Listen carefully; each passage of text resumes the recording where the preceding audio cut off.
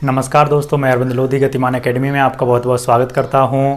दोस्तों, आज की क्लास में हम प्राकृत संख्याओं के योगफल पर आधारित प्रश्न पढ़ने वाले हैं, जो कि आप पहले से भी जानते होंगे, कोई नई बात नहीं है। लेकिन फिर भी आज मैं आपके लिए एक दूसरे से फॉर्मूले लिंक करके समझाने की कोशिश करूंगा, ताकि आपके लिए कम से कम फॉर्मूले याद रखना पड़े और ज़्यादा से ज़्यादा आपके लिए याद रह सके। दूसरी बात, जो भी छात्र नए हों वो चैनल को सब्सक्राइब करें और ज़्यादा से ज़्यादा लोगों को शेयर करें, क्योंकि मैं अब इस चैनल पर वर्ग 3 स्पेशल मैथ्स कंटिन्यू लाने वाला हूं, जो कि सिलेबस अकॉर्डिंग मैं ऑफलाइन कोचिंग में पढ़ाता था, वही अब मैं सिलेबस के अकॉर्डिंग आपका पूरा कोर्स कंप्लीट कराऊंगा यूट्यूब के माध्यम से। तो जो भी छात्र चैनल पर नए हो, मैं उनके लिए बता दूं, आप चैनल पर प्लेलिस्ट देख सकते हैं। प्लेलिस्ट में आपके लिए मिल जाएगा मध्य प्रदेश शिक्षक वर्ग 3 स्पेशल मैथ के नाम से जो प्लेलिस्ट मिलेगी, उस पर आपके लिए सभी जो भी मैं क्लासें अभी तक पढ़ा चुका हूँ वो आपको वहाँ पर मिल जाएंगी। दूसरी बात, जो भी छात्र वर्ग 3 के अलावा किसी एग्ज़ाम और की तैयारी कर रहे हैं, तो उनके लिए भी मैं अल्टरनेटिव और भी क्लासेस लाता रहूँगा, ताकि उनका भी सिलेबस कंप्लीट होते रहे और उनका भी तैयारी होती रहे। दूसरी बात, जो अदर एग्ज़ाम की तैयारी कर रहे हैं उनके लिए बेसिक फाउंडेशन की बहुत ज़्यादा ज़रूरत होती है, जो कि वर्ग 3 से अच्छी बेसिक फाउंडेशन कहीं नहीं मिलेगी मैथ की, तो वो भी इन क्लासों को ज़रूर देखें। तो चलिए शुरू करते हैं। सबसे पहले हमारा एक फॉर्मूला है, प्रथम n प्राकृत संख्याओं का योग, मतलब पहली n प्राकृत संख्याओं का योग कुछ भी, या फिर n तक की प्राकृत संख्याओं का योग। इसके लिए n × n+1/2 फॉर्मूला यूज करते हैं। इसमें पहला क्वेश्चन आप बोल सकते हो कि 20 तक की, 1 से लेके 20 तक की प्राकृत संख्याओं का योगफल कितना होगा, या फिर इसी को हम दूसरे तरीके से प्रथम 20 प्राकृत संख्याओं का योगफल कितना होगा। दोनों ही बातें एक सी हैं। n बराबर यहाँ पर हम कितना लेंगे, 20 लेंगे, तो n की वैल्यू 20 गुणा 20 और 1 21/2। इसको आप हल करोगे तो कितना आ जाएगा दोस्तों, 210 आ जाएगा। मतलब 1 से लेके 20 तक की सभी संख्याओं को जोड़ने पर कितना प्राप्त होता है, 210, या फिर प्रथम 20 संख्याओं को जोड़ने पर कितना योगफल आता है, 210। तो ये तो थी इसकी बात। ये बहुत ही सिंपल कॉन्सेप्ट है, लेकिन इसका जो फॉर्मूला है वो हमारे लिए आगे काम आएगा वर्ग में भी, क्योंकि प्रथम n प्राकृत संख्याओं का वर्ग भी पूछा जाता है, घन भी पूछा जाता है, और ये सम संख्याओं के योग में भी उसी फॉर्मूले को थोड़ा सा कन्वर्ट करके, जैसे कि ये देखें, प्रथम n सम प्राकृत संख्याओं का योगफल कितना होगा, तो n × n+1, मतलब इस फॉर्मूले में से, प्राकृत संख्याओं वाले फॉर्मूले में से केवल 2 हटा देना है बटे वाला, तो क्या आ जाएगा, सम संख्याओं का योगफल आ जाएगा। अब यहाँ पर थोड़ी सी ट्विस्ट है। तो एक हम पहला क्वेश्चन देखते हैं कि 20 प्रथम 20 प्राकृत संख्याओं का योगफल, प्रथम 20 प्राकृत संख्याओं का योगफल है ना, पहली 20। तो यहाँ पर n बराबर कितना आ जाएगा, 20 लेंगे हम, तो 20 गुणा ये 21 बटे बराबर, सॉरी कितना आ जाएगा, 420, बराबर कितना आ जाएगा, 420। अब अगर इसी क्वेश्चन को दूसरे टर्म में पूछा जाए कि 1 से लेके 20 तक की प्राकृत संख्याओं का योग, सम प्राकृत संख्याओं का योग, 1 से लेके 20 तक की सम प्राकृत संख्याओं का योग, तो ये कितना होगा दोस्तों। अब आप बताइए कि 1 से लेके 20 तक जब हम पूरी काउंटिंग लिखेंगे, गिनती लिखेंगे, तो उसमें सम संख्याएं कितनी होंगी और विषम कितनी होंगी, तो आप बोलेंगे सम 10 होंगी और विषम भी 10 होंगी। तो यहाँ पर n बराबर कितना ले लेंगे हम, 10 ले लेंगे। यहाँ पर n बराबर कितना लेंगे हम, 10 लेंगे। फॉर्मूला हमारा वही रहेगा, 10 गुणा 11, क्योंकि 10 में 1 जोड़ो 11, तो ये कितना आ जाएगा, 110।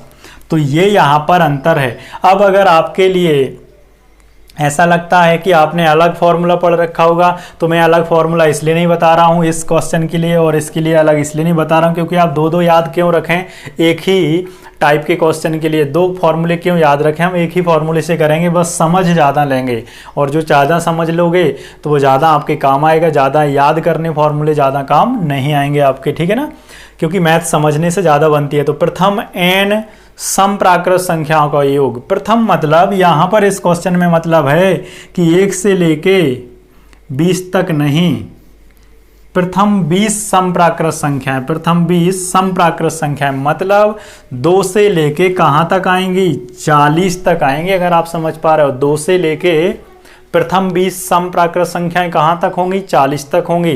तो इस वजह से आप सोचिए कि 1 से लेके 40 तक की समप्राकृत संख्याओं का योग, तो आप फटाक से बोल दोगे कि n बराबर हम 20 लेंगे। तो ये क्वेश्चन उसी तरीके से काम कर रहा है। तो यहाँ पर इस वजह से ये क्या लेंगे, n बराबर डायरेक्ट हम 20 ही ले लेंगे प्रथम में, और 1 से लेके 20 तक की समप्राकृत संख्याओं का योग। तो यहाँ बोला जा रहा है 1 से लेके 20 तक की, मतलब 20 तक ही लेना है। तो कितनी होंगी? 20 का आधा कर देंगे तो n बराबर कितना लेंगे हम? 10 लेंगे। मैं समझता हूँ कि आप इस बात को बहुत अच्छे से समझ गए होंगे। अब इसमें आगे और क्या करते हैं, आगे ज़्यादा कुछ नहीं किया जा सकता। इसमें ज़्यादा करने के लिए ये करेगा एग्जामिनर कि आपको बोल देगा कि 1 से लेके 19 तक की समप्राकृत संख्याओं का योग, 1 से लेके 19 तक की समप्राकृत संख्याओं का योग। तो कई बार हम सोचते हैं कि यहाँ पर 19 तक पूछा जा रहा है, तब हम क्या करेंगे, तो आधा नहीं करना है, आधा तो करना है, लेकिन आपको पता है 19वीं संख्या कैसी है? विषम है। 19वीं संख्या कैसी है? विषम है। तो आप एक कम कर लो, 18। 18 का आधा कितना करेंगे आप? 9 9 हो जाएगा, है ना। तो 1 से लेके 19 तक समप्राकृत संख्याएं कितनी होंगी? 9 होंगी। n बराबर कितना ले लेंगे हम? 9 ले लेंगे। 1 से लेके 19 तक समप्राकृत संख्याएं कितनी हो जाएंगी? 9 हो जाएंगी, क्योंकि 19 भी जो संख्या है वो विषम है। तो यहाँ पर आप 9 गुणा 1 10 कर देंगे तो कितना हो जाएगा? ये 90 हो जाएगा। मेरे हिसाब से आप बात को समझ चुके होंगे, ठीक है ना। तो इस तरीके से इसमें ये कठिनाई की जा सकती है, और कुछ भी कठिनाई इस वाले क्वेश्चन में नहीं हो सकती। अगला हमारा फॉर्मूला है प्रथम n विषम संख्याओं का योग। प्रथम n विषम प्राकृत संख्याओं का योग, विषम प्राकृत संख्याओं का योग, जो कि क्या होता है? n स्क्वायर होता है। इसमें भी दो तरीके के क्वेश्चन बनते हैं। पहला बनेगा कि प्रथम 10 विषम संख्याओं का योग कितना होगा? प्रथम 10 विषम संख्याओं का योग कितना होगा? तो प्रथम 10 विषम संख्याएं, जहां भी उसने नाम लिया, मतलब पहली 10 विषम संख्याएं जो कि 1 से लेके शुरू होंगी और कहां तक जाएगी? 19 तक जाएगी। और 1 से लेके अगर 20 तक में अगर हम देखें तो 10 सम होती हैं और 10 क्या होती है? विषम। तो यहाँ पर n बराबर हम सीधा क्या लेंगे? 10 ही लेंगे, और 10 का वर्ग कर देंगे तो हो जाएगा 100। अब अगर यही क्वेश्चन दूसरे तरीके से पूछा जाए कि 1 से लेके 30 तक की विषम संख्याओं का योग, 1 से लेके 30 तक की विषम संख्याओं का योगफल, ठीक है ना। तो 1 से लेके 30 तक की गिनती में विषम संख्याएं कितनी होंगी? आप बोलेंगे 15 होंगी। तो n बराबर कितना ले लिया? 15, और 15 का वर्ग कर दोगे आप कितना हो जाएगा? 225 हो जाएगा, ठीक है ना। अब अगर इसी क्वेश्चन में आपसे ऐसा पूछा जाए कि 1 से लेके 21 तक की विषम प्राकृत संख्याओं का योग, तो यहाँ पर आधी तो होंगी नहीं, क्योंकि 21 का आधा तो दशमलव में आता है, 10.5 होगा। तो ऐसा नहीं करना है, आपने ये देखना है, या तो आप 21 में 1 जोड़ लो तो 22 कर लो, 22 का आधा कर लो तो कितना हो जाएगा? 11 हो जाएगा। या फिर आप 21 में से 1 घटा लो तो 20, और 20 का आधा करोगे तो 10। लेकिन जो 21वीं संख्या है वो स्वयं विषम है, तो 10 में 1 आप जोड़ दोगे तो 11। तो n बराबर यहाँ पर क्या आ जाएगा? 11 आ जाएगा। आप चाहो तो काउंट भी कर सकते हैं, 1 से लेके 20 तक विषम संख्याएं कितनी होंगी? 10 हो जाएंगी, है ना। और जो 21वीं संख्या है वो भी कैसी है? विषम है। तो 10 और 1 कर देंगे 11, तो 121 हो जाएगा। बस कठिनाई यहाँ पे ये हो सकती है, इसके अलावा इसमें कोई कठिनाई नहीं है। तो ये हमारी 3 चीज़ें क्लियर हुई। एक तो प्राकृत संख्याओं का योगफल, एक सम प्राकृत संख्याओं का योगफल, दूसरा विषम प्राकृत संख्याओं का योगफल, ठीक है ना। तो 3 हमने यहाँ पर फॉर्मूले पढ़े, और वो भी हमने कैसे पढ़ लिए? लिंक कर करके ही पढ़ लिए। अब जो अगला क्वेश्चन या फॉर्मूला इसमें बनता है कि प्रथम n प्राकृत संख्याओं के वर्गों का योग, है ना। प्रथम n प्राकृत संख्याओं के वर्गों का योग, है ना, ठीक है। इसके लिए हम याद करने के लिए क्या करेंगे? सबसे पहले तो क्योंकि प्राकृत संख्याओं के वर्गों का योग पूछ रहा है, तो आप प्राकृत संख्याओं के योगफल के लिए क्या करते थे? n इंटू n+1 अपॉन में कितना लिखते थे आप? 2 लिखते थे, हाँ या ना, 2 लिखते थे, ठीक है ना। इसमें बस आपके लिए किसका गुणा कर देना है, 2n+1 का कर देना है, और अपॉन में कितना, 3, अपॉन में कितना कर देना है, 3 कर देना है। चाहो तो आप इसको इकट्ठा लिख सकते हो, n × n+1, 2n+1 अपॉन में 3 2 जा 6, 3 2 जा 6। अब आप कोई भी क्वेश्चन कर सकते हैं इसमें प्रथम और n तक, प्रथम n और n तक, इसमें कोई दिक्कत नहीं है, ठीक है। हमारा क्वेश्चन है कि प्रथम 10 प्राकृत संख्याओं के वर्गों का योग, के वर्गों का योग, या फिर 1 से लेके 10 तक की संख्याओं के वर्गों का योग, क्योंकि ये दोनों ही बातें कैसी हैं, बराबर हैं। अब यहाँ पर हम वैल्यू रख देंगे, n बराबर कितना, 10, 10 और 1 11, हाँ है ना, ठीक है। 10 का 2 गुना 20 और 1 कितना लिखेंगे हम, 21 लिखेंगे, बटे में कितना लिख देंगे, 6 लिख देंगे। बस इसको अब सॉल्व करना है। 3 का 7 गुना और 3 का ये 2 गुना, 3 7 21, 3 दूनी 6, 2 का ये कितना गुना करेंगे आप, 5 गुना कर देंगे, ठीक है ना। 11 का 5 गुना 55 गुणा 7, ये 35, तो 5 7 35 और 3 38, तो 385 आ जाएगा। मेरे हिसाब से आप ये बात समझ गए होंगे। यहाँ आपके लिए ये फॉर्मूला याद करना थोड़ा मुश्किल है, मुश्किल बिल्कुल भी नहीं है। आपको प्राकृत संख्याओं का फॉर्मूला लिखना है, n × n+1, ठीक है ना। फिर 2n+1 अपॉन में इसका 2 है और इसका 3, 2 3 कितना हो जाएगा, 6। लो हो गया काम, इतना आसान है, ज़्यादा कोई टफ है नहीं, ठीक है। अब 4 नंबर में हम देखेंगे, सॉरी 5 नंबर में देखेंगे कि प्रथम n संख्याओं के घनों का योग, प्रथम n संख्याओं के घनों का योग। तो इसमें हमें सबसे पहले क्या याद रखना है कि प्राकृत संख्याओं का योगफल वाला फॉर्मूला याद रखना है, ठीक है ना।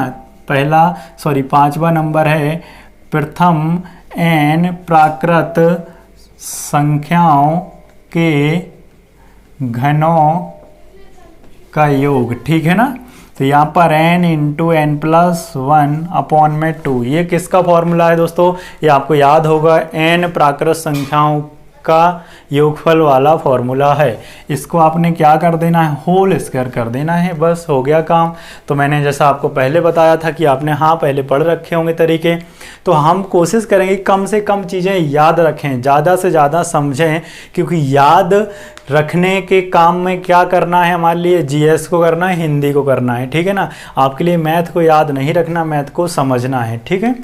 यहाँ पर अब पहला क्वेश्चन हम कुछ भी लिख लेते हैं, यही लिख लेते हैं कि प्रथम 10 प्राकृत संख्याओं के घनों का योगफल कितना होगा। प्रथम 10 प्राकृत संख्याओं के घनों का योगफल, तो n = कितना, 10, यहाँ पर 10 और 1 कितना लिखेंगे आप, 11, ठीक है, बटे में 2, इसका क्या कर देना, होल स्क्वायर कर देना है ना।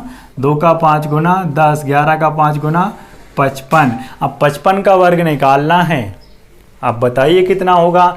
या आपको ये वर्ग 3 की प्लेलिस्ट में या फिर ये संख्या पद्धति की प्लेलिस्ट में आपको मिल जाएगा वर्ग निकालने का तरीका। तो जिनको नहीं आता है वो कहाँ पर जाएं, मेरे चैनल पर जाएं आप प्लेलिस्ट में और वहाँ से चीज़ों को सीखें, या फिर मैं लिंक दे दूँगा इसी वीडियो की डिस्क्रिप्शन में वर्ग निकालने की, ठीक है ना। 5 का डायरेक्ट वर्ग कर देंगे हम 25, 5 में 1 6 जोड़ेंगे, 5 में 1 जोड़ेंगे तो 6, 6 का 5 गुना कितना हो जाएगा, 30।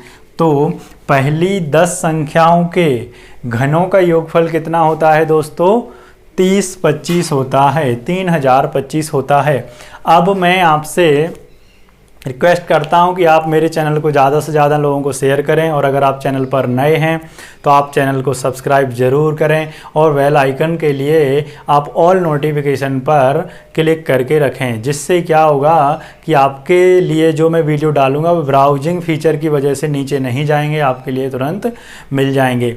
इस क्लास में मैंने आपके लिए स्पेशली वर्ग 3 के लिए प्राकृत संख्याओं का योगफल बताया हुआ है। इससे आगे भी इसमें चीज़ें होती हैं जो कि मैं आपके लिए आगे कभी बताऊंगा, ठीक है, क्योंकि आपके लिए इतना सफिशिएंट है। वर्ग 3 के लिए भी मैं काफ़ी ज़्यादा ही बता रहा हूँ, सिलेबस आपके लिए कम नहीं बताऊंगा। आपके लिए जो भी क्वेश्चन आएंगे हर एक व्यक्ति के लिए वो मेरे सिलेबस से बाहर नहीं जाएंगे, मैं आपको ज़्यादा से ज़्यादा चीज़ें बताऊंगा। तो जो भी आपके परिचित हैं वर्ग 3 के एग्ज़ाम की तैयारी कर रहे हैं उनके लिए आप शेयर ज़रूर करें, और भी कोई एग्ज़ाम की तैयारी कर रहे हैं उनके लिए भी आप शेयर कर सकते हैं, क्योंकि जो 1 से लेके 5 क्लास तक की मैथ है वही तो एसएससी में भी तो आएगी, क्योंकि यहीं तो पूरी संख्याएं हैं, यहीं तो जोड़ना घटाना गुणा भाग है, यहीं तो भिन्न है, यहीं दशमलव, यहीं वर्ग घातांक, हर एक चीज़ तो इधर ही है ना।